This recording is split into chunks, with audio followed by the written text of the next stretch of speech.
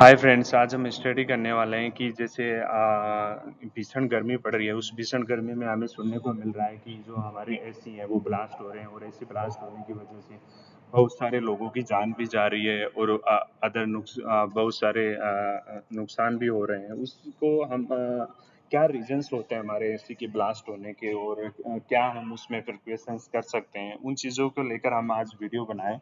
तो आई होप सभी को अच्छा लगे, उसके लिए हमारा वीडियो सब्सक्राइब करके रखिएगा।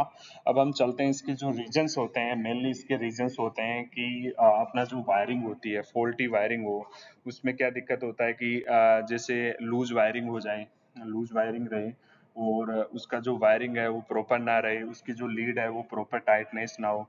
तो टाइटनेस सबसे ज़्यादा ज़रूरी है। अपना जो वायरिंग है उसका टाइटनेस होना चाहिए, वो कोरोडेड नहीं होना चाहिए। कोरोडेड कब होगा? जब अपना बारिश या पानी का उसमें पानी वानी जाएगा, तब दिक्कत आने वाली है। तो उसमें क्या है, अगर वो अपना जो टर्मिनल्स हैं वो हमेशा कवर होने चाहिए, रेनी वेदर में वो दिक्कत नहीं होना चाहिए, और जो वो वायरिंग है वो हमेशा उसमें टाइटनेस होना चाहिए। तो फर्स्ट रीजन तो ये हो गया। सेकंड रीजन हम देख के चले, ओवरलोडेड सर्किट्स होते हैं। जैसे हमने 16 एम्पियर हमें रिक्वायर्ड है हमारे एसी के लिए, और हमने उसको 6 एम्पियर में प्लग इन कर दिया अपने एसी को। तो उस ड्यूरेशन में क्या होगा कि हमारा एसी ज़्यादा एम्पियर लेगा। उस ज़्यादा एम्पियर लेने के ऊपर जो अपना प्लगिंग होगा वो बर्न होके और उसमें अपने एसी में ब्लास्ट हो जाएगा। यहाँ स्पार्किंग होने के बाद में अपने एसी में भी स्पार्किंग होगा, और वो स्पार्किंग होके अपने फायर का रूप ले लेगा। उसके बाद में हम देखते हैं कैपेसिटर फेलियर हो जाता है। कैपेसिटर क्या होता है कि कई बार किसी कारणवश अपना कैपेसिटर भी ब्लास्ट हो जाता है। वो क्या होता है कि उसमें अगर अपन लोकल कंपनी का लेके उसमें सस्ते के चक्कर में अपने एसी के अंदर कैपेसिटर लगा देते हैं, तो वो क्या होता है, ब्लास्ट हो जाता है। ब्लास्ट होके अपने एसी को फायर में बदल देता है। उसके बाद में हम देखते हैं कि जो अपने फिल्टर्स होते हैं वो एवरी 15 डेज पे क्लीन करने होते हैं, लेकिन वो प्रिकॉशन लोग ना देख के अपने एसी को कंटिन्यूअसली चलाए रखते हैं। उससे क्या होता है कि अपना जो एसी होता है, वहाँ जहाँ अपना 10 एम्पियर लेती है, वहाँ वो 20 एम्पियर लेने लगती है। तो उसमें क्या होता है कि जो अपना ओवरलोडेड होके सर्किट, और अपना उसमें वायरिंग में ब्लास्ट होके काफ़ी सारी दिक्कत हो सकती है। उसके बाद में हम देखते हैं कि जो इम्प्रॉपर हैंडलिंग होता है, आजकल क्या है कि मार्केट में हर कोई एसी का टेक्नीशियन बनता जा रहा है। कोई भी जो है एसी को ठीक करने लगा है। जैसे किसी के साथ हेल्पर दो दो तीन महीने उसने काम किया, और फिर अपना खुद का काम स्टार्ट करके वो जो कंप्लेंट्स हैं वो हैंडलिंग करने लगा। तो हमेशा जब भी अपने एसी की सर्विस करवाएं, तो कंपनी का बंदा ही प्रेफर करे। किसी लोकल कैंडिडेट को अगर आप हायर करेंगे तो उसको इतना नॉलेज नहीं होगा जितना उसको होना चाहिए। वो अधूरा ज्ञान लेके आएगा, और अपने एसी को जो है उसमें लूज वायरिंग कर जाएगा, या फिर कोई दूसरी गैस डाल जाएगा, या फिर वैक्यूमिंग अच्छा नहीं करेगा। तो वो है जो अपना इम्प्रॉपर हैंडलिंग है, ये भी एक बहुत महत्वपूर्ण पॉइंट है। उसके बाद में देखते हैं हम केमिकल रिएक्शंस। जो अपने एसी के अंदर जो रेफ्रिजरेंट होता है, वो उसके कई सारे रिएक्शंस भी होते हैं कुछ केमिकल के साथ में। तो वो रिएक्शन भी इसका एक रीजंस होते हैं। वैसे 1999 से जो एसी एसी के अंदर जो गैस डल रही है वो R410, तो उसमें क्या है, कोई रिएक्शंस नहीं होते, और आग लगने का तो बिल्कुल भी चांसेस नहीं होता है। उसके बाद में हम देखते हैं कंटिन्यूस ऑपरेशन। क्या है, अभी भीषण गर्मी पड़ रही है, तो रूम्स के अंदर उसको एसी को अपन 16 डिग्री पे सेट करके उसको कंटिन्यूसली 24 आवर्स चलाते रहेंगे, तो क्या होता है, उसका कंप्रेसर है वो हीटिंग होने लगता है। कंप्रेसर हीटिंग होके उसकी वायरिंग हीट होगी, उस पर लोड पड़ेगा, जहाँ वो 10 एम्पियर लगी वो 15 एम्पियर लेने लगेगी।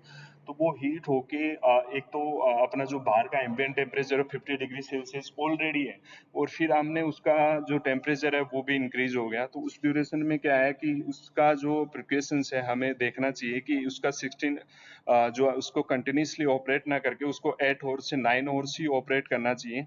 तो ये इसका सबसे मेनली प्रिकॉशंस है, इसको हमें ध्यान में रख के आगे चलना चाहिए। इसके बाद में हम देखते हैं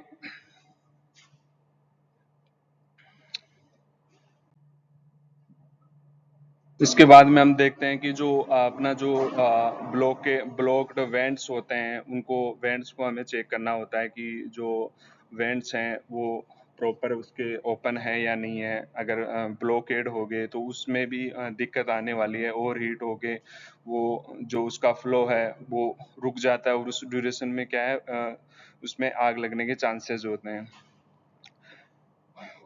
अगर कोई फॉल्टी कंपोनेंट्स होगा, जैसे पीसीबी फॉल्टी हो गई और हम उसमें ध्यान नहीं दिए और उसको बार बार ऑपरेट कर रहे हैं, तो उस जो पीसीबी में फॉल्ट होने के रीजन से भी अपना जो एसी है उसमें ब्लास्ट हो सकता है। दूसरा है सब्सटेंस, जो मटेरियल्स होते हैं जो इसके अगर हमारे एसी में कोई चीज़ फॉल्ट हुई तो हमने लोकल उसका खरीद के उसमें लगा दिया, तो वो भी नहीं करना चाहिए। जो कंपनी का जो पार्ट्स है वो कंपनी के इंजीनियर को बुला के ही उसमें रिप्लेस करना चाहिए। दूसरा है जो शेड्यूल इंस्पेक्शन होना चाहिए, हमें इसमें डेली इंस्पेक्शन करना चाहिए कि कहीं से कोई लीकेज तो नहीं है, कहीं कोई दिक्कत तो नहीं आ रही है, कहीं स्पार्किंग की आवाज़ तो नहीं आ रही है, ऐसे में एबनॉर्मल नॉइज़ तो नहीं है। तो वो चीज़ें हमें हमेशा देखता रहना चाहिए। इसके बाद में देखते हैं क्लीन और रिप्लेस फिल्टर। जो अपने फिल्टर हैं वो एवरी 15 डेज के ऊपर जो इनको अपने पानी से वॉश करके फिर उनको ड्राई करके वापस इनको लगा देना चाहिए। ऐसा नहीं है कि हमारा जो एसी है वो चले जा रहा है, उसके फिल्टर क्लीन नहीं होंगे तो वो क्या है, ब्लॉकेज होके वो लोड ज़्यादा लेके ओवर हीट होके उसमें जो फायर के लगने के चांसेस ज़्यादा हो जाते हैं। इंस्पेक्ट एंड क्लीन कोयल्स, जो अपना आउटडोर होता है उसमें जो कोयल्स लगी होती हैं और इंडोर में जो कोयल्स लगी होती हैं, उनका एक रूटीन होता है कि जैसे ही वो आपने उसमें डस्ट और वो जाएगी तो उसमें क्या होता है कि उसको हमें क्लीन करना होता है। तो वो क्लीनिंग भी बहुत ज़रूरी है। अभी तो मोस्टली जो जित ऐसी आ रही हैं कि वो जैसे ही अपना अगर ज़्यादा ब्लॉकेज होगा तो वो चलना ही बंद हो जाएगी। तो ये भी एक तरह से सेफ्टी है इसकी। प्रॉपर इंस्टॉलेशन होना चाहिए। जब भी हम इंस्टॉलेशन करवाएं तो एक जो अपना इंजीनियर है कंपनी का उसी से उसका इंस्टॉलेशन करवाएं, किसी लोकल कैंडिडेट को फरफर ना करके। जो अपना इसका लोकल जो जिस कंपनी का जो अपने एसी ले रहे हैं उसी इंजीनियर को बोलें कि हमारा जो एसी है वो इंस्टॉल करें। सर्टिफाइड प्रोफेशनल्स होना चाहिए। सर्टिफाइड प्रोफेशनल्स मीन्स जिस कंपनी का आप एसी ले रहे हैं या फिर कोई ब्रांडेड जो अपना प्रोफेशनल्स है उसी से जो अपना एसी है वो इंस्टॉलेशन करवाए या फिर रेक्टिफाई करवाना है या फिर कोई फॉल्ट है वो आइडेंटिफाई करवाना है तो वो उसी से प्रोफेशनल से ही करवाना है।